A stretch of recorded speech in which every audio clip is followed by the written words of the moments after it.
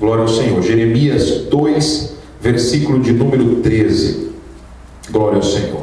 Diz-nos assim a Bíblia Sagrada: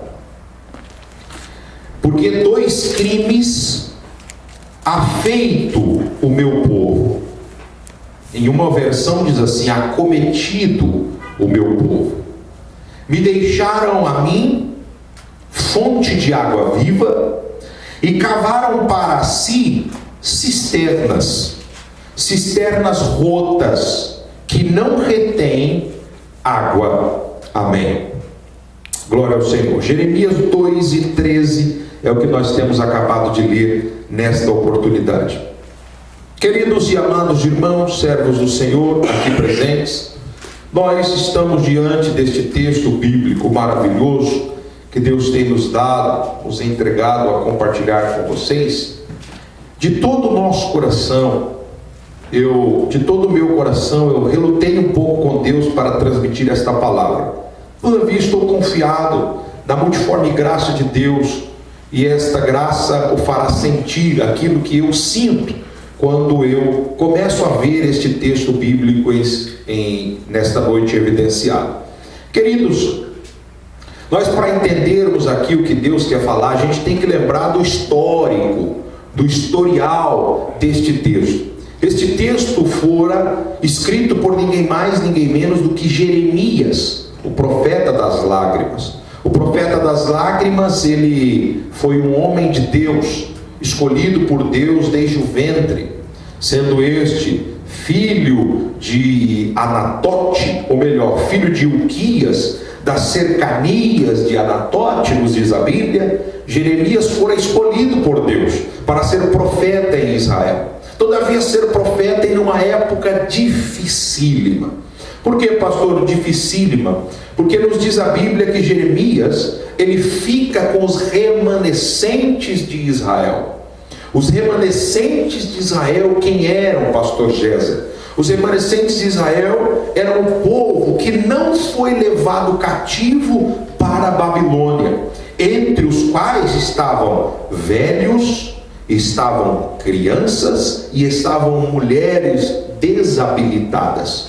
Com o povo de Israel que foi cativo para o reino, foram os meninos, quem se lembra de Sadraque, Mesaque e Abednego, como também Daniel, foram para dentro do palácio da Babilônia influenciar 4 reinos e fazer a diferença de um verdadeiro israelita em terra distante.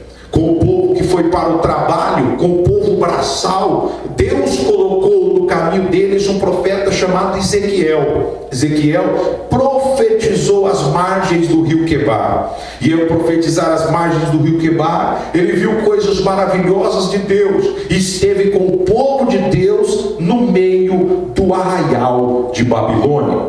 Mas com o povo que ficou, com o povo que o exército de Babilônia não quis levar cativo, velhos, crianças e mulheres, Deus também deixou um profeta, e esse profeta chama-se Jeremias. Jeremias ficou com os chorões da época. Por que chorões, pastor? Porque eu acredito que as famílias foram dilaceradas nessa época. Eu acredito que o pai da família foi cativo, mas a mãe, a dona da casa, ficou chorando a perda do pai, ficou chorando a perda do marido, pelo menos por um momento, pelo menos pelo período do cativeiro. E ele chorando, a terra está pranteando, a terra está chorosa. Deus que sente, Deus que tem na sua pele o senso e a sensibilidade do homem, Deus colocou para ficar com o povo remanescente um profeta chorando. E o profeta das lágrimas, nos diz a Bíblia, que em seus 52 capítulos, ele não consegue fazer o povo voltar à presença de Deus, e então ele pega um papel, pega uma caneta e começa a escrever as lamentações. E ele coloca lamentações de Jeremias. Há quem diga que Jeremias, ao escrever aquelas cartas, ele começava a chorar, ele começava a derramar as suas lágrimas diante daquele papel, e derramando as suas lágrimas ele não se contém, e ele mesmo escreve: os meus olhos são como torrentes de água que não podem parar. Os meus olhos não param de chorar, porque o que o meu povo está sofrendo é digno de dó, é digno de piedade. Agora, uma coisa interessante, nesse histórico, neste panorama todo, a Bíblia Sagrada nos informa, e nós já temos lido no dia de hoje, o Salmo 126 e o Salmo 137. O Salmo 126, ou melhor, o Salmo 137, é a face de um povo lá no cativeiro, uma face terrível, uma face que nos diz a Bíblia que eles sentam às beiradas ou às margens dos rios, pegam seus instrumentos, mas não conseguem cantar, não conseguem ter alegria de cantar, não conseguem ter alegria de derramar-se diante do eterno Deus e opor-se aos seus próprios pecados, aos seus próprios desejos, e colocando-se diante de Deus, entregar uma canção de júbilo ao Senhor. Pelo contrário, eles começam a chorar, e as pessoas que passam dizem: cantem para nós, e eles dizem: nós não podemos cantar. Deus nos colocou no cativeiro, e aqui parece que estamos a morrer à mercê da sorte,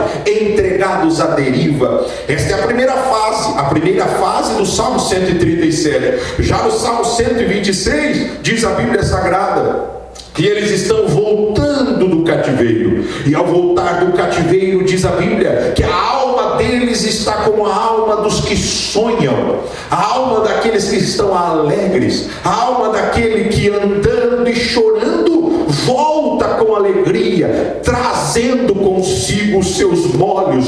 Glória ao nome do Senhor. Estas duas visões, essas duas ideias, dentro do cativeiro e fora do cativeiro, me chamou a atenção. Me chamou a atenção por quê? Porque Deus, no capítulo de número 2, através de Jeremias, Deus coloca na boca de Jeremias uma palavra muito dura, muito forte, muito incisiva, e eu posso aqui dar um tema para esta mensagem e dizer: não há nada mais, nada menos do que nesse versículo o maior sentimento de Deus.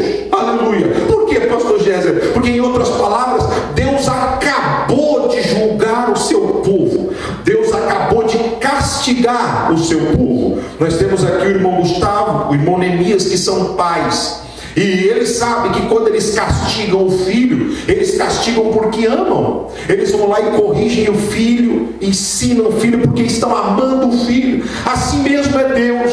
Deus acabou de colocar o seu povo no cativeiro, e quando Deus acabou de castigar o seu povo, colocando ele no cativeiro, Jeremias chega diante de Deus, e com o coração de lágrimas, com o coração sensível, Jeremias diz: Senhor, o porquê que o Senhor fez isso? E Deus dá uma resposta para ele, no mínimo dura. O que é que Deus diz? Deus diz assim: Jeremias, a resposta é essa: eu vou confessar para você o meu maior sentimento como Deus. E eu quero que fique isso no seu coração nesta noite. O maior sentimento de Deus, o mais forte sentimento de Deus. No coração de Deus nasce um sentimento forte. Qual é, pastor? É o sentimento de ter que castigar um povo que é seu. Nos diz a Bíblia que Deus recita a Isaías e diz: Isaías, o meu povo. Aleluia. Isso aqui me para, isso aqui me enche de júbilo, meus irmãos,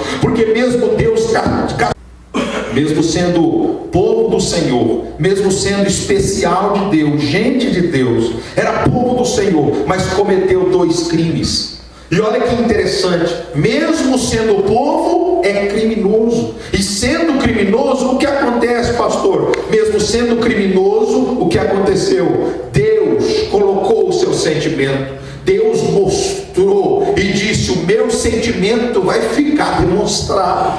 E eu, pelo que vejo na Bíblia, nós não encontramos em nenhum outro momento Deus se queixando de algo, Deus dizendo, fazendo a sua queixa por algo ou por alguma coisa. Não, muito pelo contrário, Deus sempre é incisivo, Deus sempre é duro, Deus sempre comete na sua ira e no fervor da sua ira, e ninguém pode dizer absolutamente nada.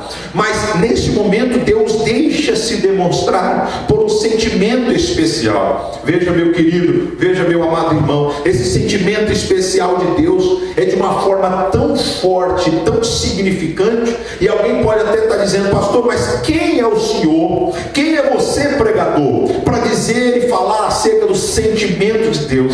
Ora, sentimento de Deus ninguém conhece, sentimento de Deus ninguém pode ver, sentimento de Deus ninguém pode prescrutar, até porque coração de Deus é coração de Deus. Veja, o nosso irmão Oséias, o profeta Oséias, ele traz para a gente uma resposta sobre isso. O que é que ele diz? No capítulo 6, no versículo 3 do seu livro, Oséias diz assim: conheçamos e prossigamos em conhecer a Deus. Ou seja, Deus precisa ser conhecido, Deus precisa ser buscado. E o que diz a Bíblia, meus irmãos? Sigamos e prossigamos, ou conheçamos e prossigamos. Ou seja, vamos buscar acerca de Deus, vamos procurar acerca de Deus, vamos estudar acerca de Deus. Nunca nós conheceremos o nosso Deus por completo, nunca, porque quem conhece a Deus não é digno dele, porque Deus não se pode ser conhecido, mas Deus é um ser que não se pode conhecer. Glória ao Senhor. Nosso Deus, você vai buscar e não vai encontrar uma saída, não vai encontrar uma resposta convincente, porque Ele é Deus e Ele é soberano. Glória ao Senhor. Então, quando você diz assim, este é o maior sentimento de Deus, você está dizendo: o coração de Deus nesse momento me demonstrou que o seu maior sentimento, o seu maior senso para com o homem foi nesse versículo, que ele diz: apesar de ser meu povo, apesar de ser criminoso, o meu povo cometeu isso, e eu acabei de colocá-los em um castigo. Em outras palavras, o mesmo sentimento de Deus nesse momento é o sentimento de um pai que acaba de bater, acaba de pegar o seu filho e dar uma surra nele para corrigi-lo. Esse é o sentimento do pai. O filho vai para o quarto para chorar e o pai vai para a cozinha para se lamentar. O sentimento de Deus nesse momento me mostra e me demonstra: o meu povo cometeu 2 crimes, o meu povo não foi suficientemente um povo que confiou em mim para que eu pudesse fazer alguma coisa. Aleluia. E não somente isso, quais são, pastor, os crimes que o povo de Deus cometeu para Deus exteriorizar, para Deus mostrar o seu sentimento? Olha o que o povo fez. Olha o que o povo fez. O povo deixou a Deus. Deus diz: esse povo cometeu 2 crimes. Primeiro, me deixaram a mim.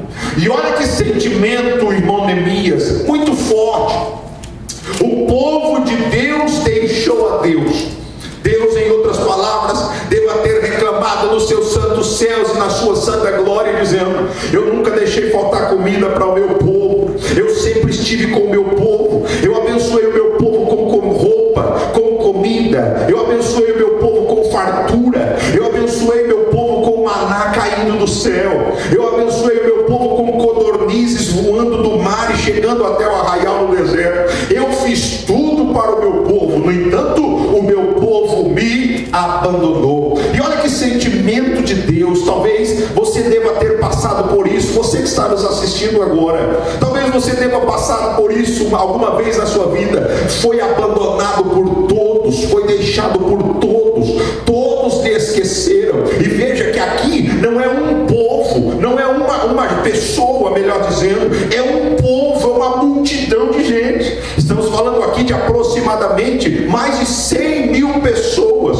Todos se esqueceram de Deus, todos fizeram uma diferença para com Deus. Em outras palavras, eu esqueci do que Deus me deu, eu esqueci do que Deus me fez. Nós estamos no último sábado de dezembro de 2013 e muitas pessoas se esqueceram do que Deus fez neste ano. Muitas pessoas abandonaram a Deus. Deus abençoou, abriu portas, abriu trabalho, abençoou com casa, abençoou com carro, deu saúde, não gastou um centavo durante o ano. Mas o que aconteceu? O povo esqueceu de Deus. E quando o povo se esquece de Deus, o sentimento de Deus é colocado à mesa, e Deus diz: o meu povo me abandonou. Olha que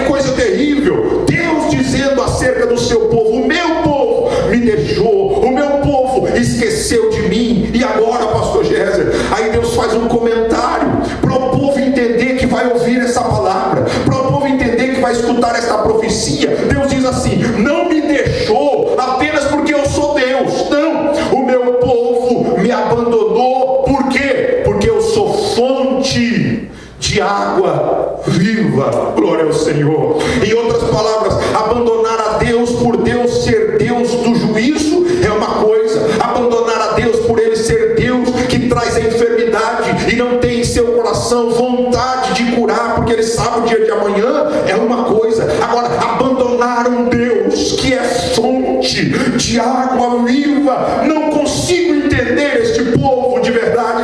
O povo pertinaz, o povo contumaz, o povo duro de lidar, ó gente de conduta, ó gente de sensibilidade, ó gente de dura serviço. Porque abandonar um Deus que não faz é uma coisa, abandonar um Deus que não realiza é uma coisa. Agora, abandonar um Deus que é fonte de água viva no deserto, meus irmãos, isso é coisa para, vou ser muito sincero, para gente que não tem inteligência para entender. Por quê, pastor? Porque, meus irmãos, Deus está dizendo: eu fui para o meu povo, fonte de água viva no deserto, e eles mesmo assim me abandonaram.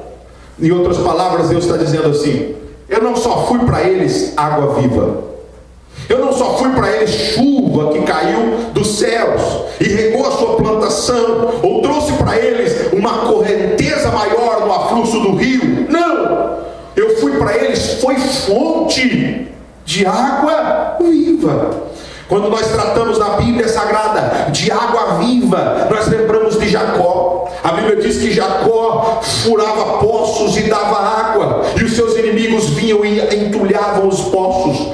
Furava outro poço, furava outro poço, a água vinha e os inimigos jogavam água, jogavam entulho, e assim por muito tempo. Mas de repente um dia Jacó parou diante de um templo em Manaém e derramou suas lágrimas perante ao Senhor e disse: Senhor, eu preciso aqui de um poço de águas vivas. Aleluia. E começou a cavar e não vinha água. Mas então Jacó começou a clamar na boca do poço lá em cima, dizendo: sobe água, sobe água, sobe água. Aleluia. E o Deus do céu que cuida e ampara os de Jacó, Deus fez com que nascesse no fundo daquele poço uma fonte de água viva. Ou seja, dali nunca mais iria faltar água.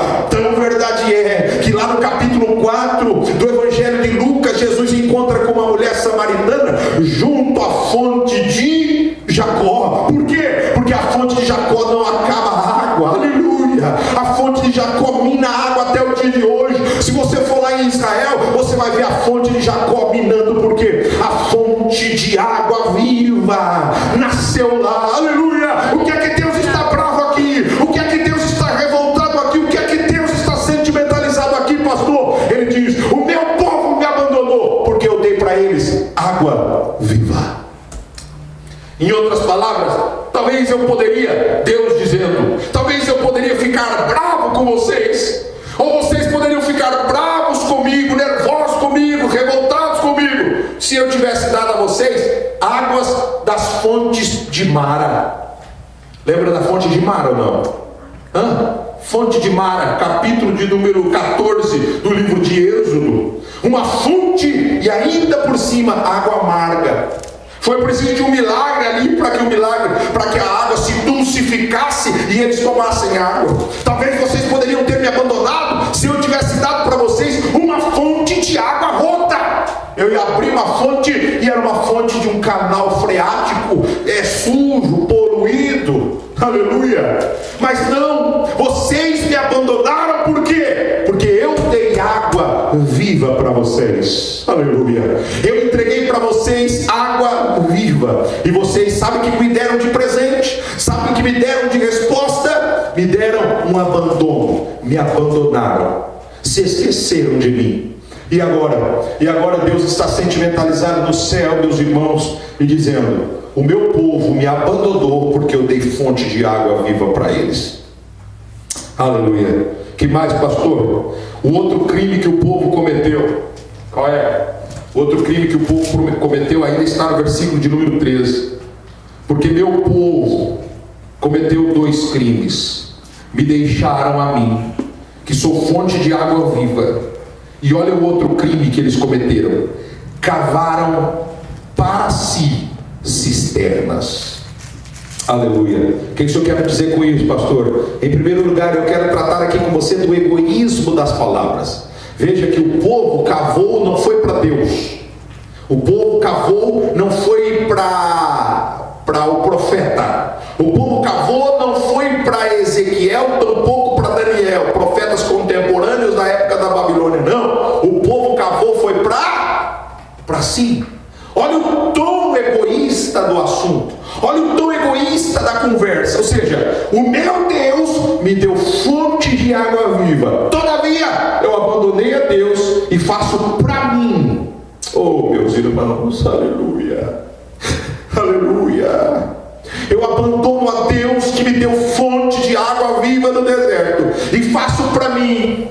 Ou seja, confio mais em mim, acredito mais em mim, na minha força, no meu braço, nas minhas expectativas, nas minhas esperanças, no meu dinheiro, na minha casa, no meu carro, no meu green card, no meu bem-estar, no meu cartão de crédito, no meu cartão de trabalho, no meu cartão de seguro de banco, no meu cartão de seguro de saúde. Eu acredito mais em mim. Deus me dá fonte de água viva, mas eu abandono a Ele e quero somente ficar com as minhas cisternas. Uma coisa interessante: Deus é a fonte de água viva. Fonte de água viva não é cisterna. Fonte de água viva é poço. Fonte de água viva é poço. Agora, cisterna o que é, pastor? Cisterna é um buraco que se cava na terra para, com a água da chuva, colocar ali e a água ficar ali e passar muito tempo ali, a água ser usada. Água da chuva. Ou seja, dependeria da chuva para cair, e então a chuva vindo, a cisterna ficava cheia e eles utilizavam por um tempo aquela cisterna, a água daquela cisterna. Agora, olha que coisa interessante: é trocar o certo pelo duvidoso, sim ou não, meus irmãos? Alguém aqui sabe o dia da chuva? Alguém aqui sabe o dia que a chuva vai cair? Ninguém sabe, só Deus que manda chuva sobre nós. Agora, olha que interessante: o povo trocou, abandonou a fonte de água viva, que não precisava de chuva para ela ter, para ela minar. Aleluia. O povo disse: não queremos fonte de água viva que Deus nos deu, nós queremos água da chuva. E vamos cavar o quê? Vamos cavar cisterna para armazenar a água da chuva. E trocaram isso, trocaram o certo pelo duvidoso, cavando cisternas. Agora olha que coisa interessante: a Bíblia está dizendo, Deus dizendo, cavaram para eles cisternas, todavia as cavadas cisternas que eles cavaram deram cisternas rotas. O que é isso, pastor? Elas não retêm água. A chuva vem, cai um pau d'água, enche a cisterna, mas minutos depois a cisterna toda suga a água. Minutos depois a água baixa, a terra toma água. Por quê? Por quê, pastor? Porque até a terra vai tomar aquilo, aleluia, profética aos nossos corações desta noite. Até a terra vai tomar aquilo que você com o seu próprio braço tentou fazer. Pela força do teu braço, pelas tuas conquistas, pelo teu fazer, pelo teu renovar, pelo teu executar, pelas tuas ações, você não vai absolutamente a lugar nenhum. As escavações que você fizer, as escavações que eu fizer como homem, como mulher, como pessoas e seres humanos que formos, as nossas escavações serão escavações rotas e não vão segurar água. Por quê? Porque nós abandonamos a Deus. Eu quero despertar a tua vida nesta noite, eu quero despertar o teu coração nesta noite, meu amigo que me ouve nessa palavra, irmão que está aqui na igreja, desperta o teu coração e não abandone a Deus, aleluia. Nós vamos entrar em 2014 em minutos ou em tempos agora, em alguns dias nós entramos em 2014, não vamos abandonar a Deus, não vamos colocar Deus em segundo plano na nossa vida, que tenhamos um tempo na presença do Senhor, que Ele seja a primazia, que Ele seja o primeiro. Buscai primeiro o reino de Deus e a sua justiça, e as demais coisas vos serão acrescentadas. Quantos podem glorificar ao Senhor por isso? Aleluia, glória a Deus. De verdade, de inteiro coração. Se você abandona Deus, a fonte de água viva, você vai botar força, você vai ter que ter uma enxada, você vai ter que desenvolver um trabalho, vai ter que cavar, mas todo o seu trabalho será vão. Por quê? Porque a terra vai tomar a água que você vai preparar para você. Por quê? Porque Deus não quer que você beba a água que você mesmo está esperando. Remantu basudevai toramandeko basuidibidiriandai. Irmãos, eu estou tremendo aqui nesta noite, eu estou tremendo aqui. Deus não quer que eu beba água que eu mesmo estou preparando para mim. Deus não quer que eu beba água que eu mesmo estou cavando para mim. Deus quer que eu dependa dEle. E aqui está a palavra para esta noite, a nossa inteira dependência dEle. Depender de Deus em primeiro lugar, depender da fonte.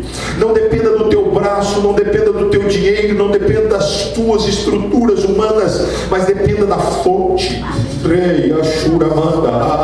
Dependa da fonte inesgotável, dependa da fonte que é Cristo. Aleluia. Sinta agora a palavra de Deus tocando no teu coração nesta hora. Dependa da fonte que é Cristo, dependa da fonte inesgotável. Quanto mais água você tira, água cristalina, aleluia, água viva, quanto mais você tira, mais tem, aleluia.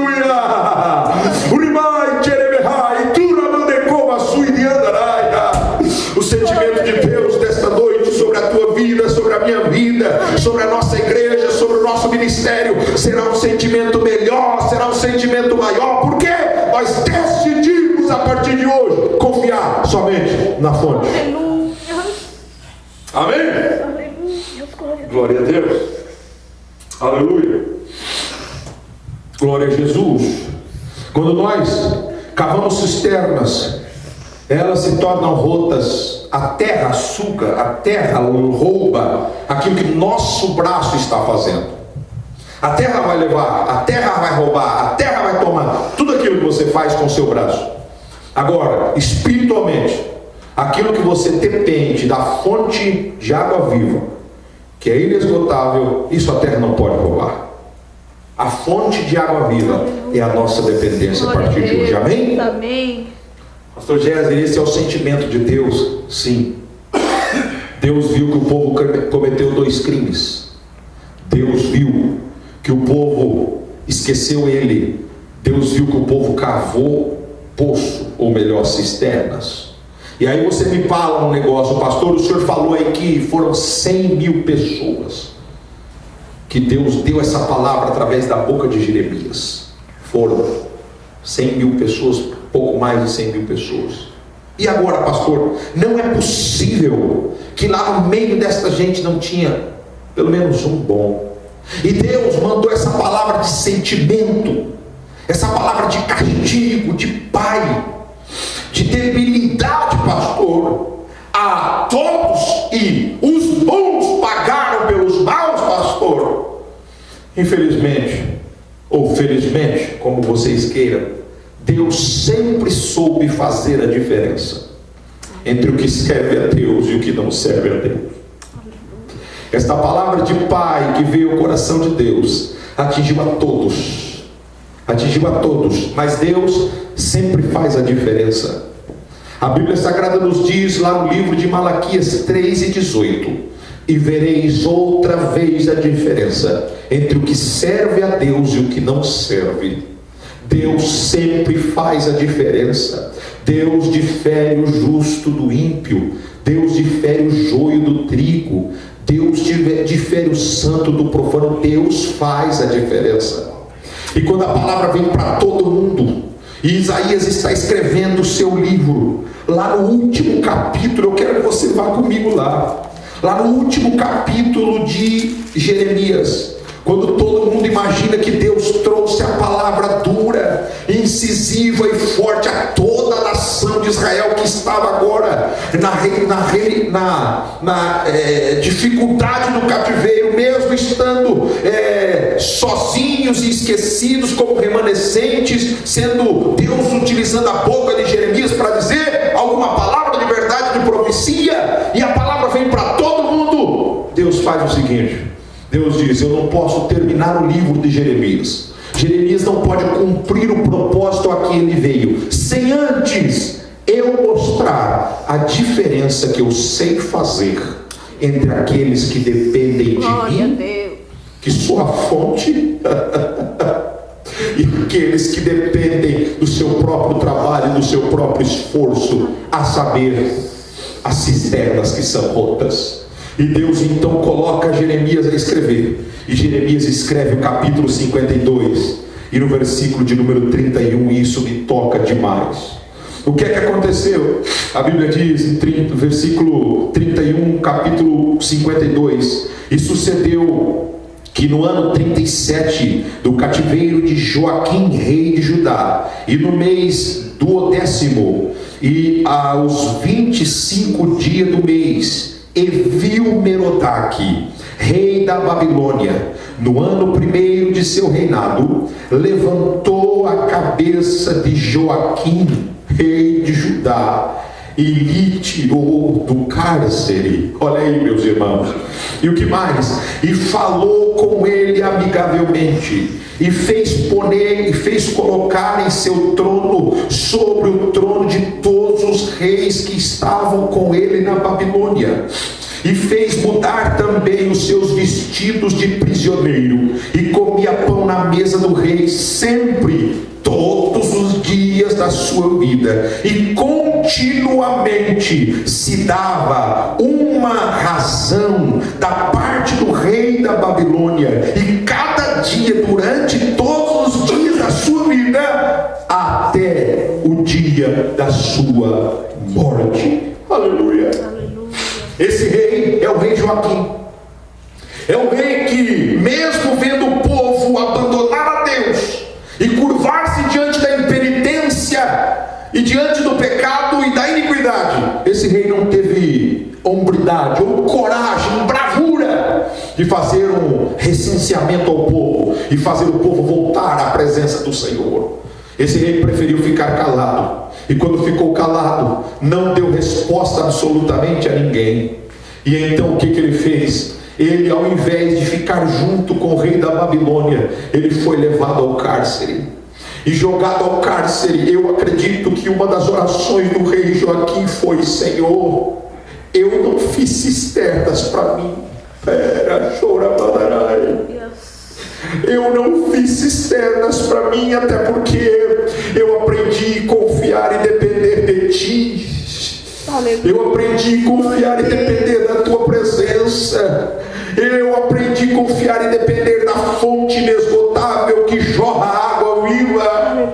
E Senhor, de coração, eu estou aqui aguardando o Teu momento. Eu estou aqui aguardando a Tua vontade na minha vida. Eu estou aqui aguardando o Teu tempo na minha vida. Eu estou aqui aguardando a Tua hora na minha vida, Senhor. Passe o que passar, haja o que houver, venha o que vier, se levante rei, mate rei, apareça o que aparecer. Eu não vou cavar cisternas, pelo contrário, eu vou depender da fonte de água viva. E aí, pastor, e aí um dia ele está lá no cárcere, preso, e alguém toca lá e diz: o rei Evil-Merodach te mandou chamar. Oh, aleluia. Quem é o rei Evil-Merodach? É o rei da Babilônia, o camarada que manda em tudo. E aí, pastor? E aí que ele está no cárcere, se levanta, e quando vai saindo do cárcere, a pessoa que vai buscá-lo diz: troca de roupa, porque na presença do rei tem que estar bem vestido. Trocou-se então a roupa de Joaquim, e Joaquim ficou sentado na mesa do rei todos os dias da sua vida, comendo do melhor e tendo um reino, um trono maior do que todos os reis que com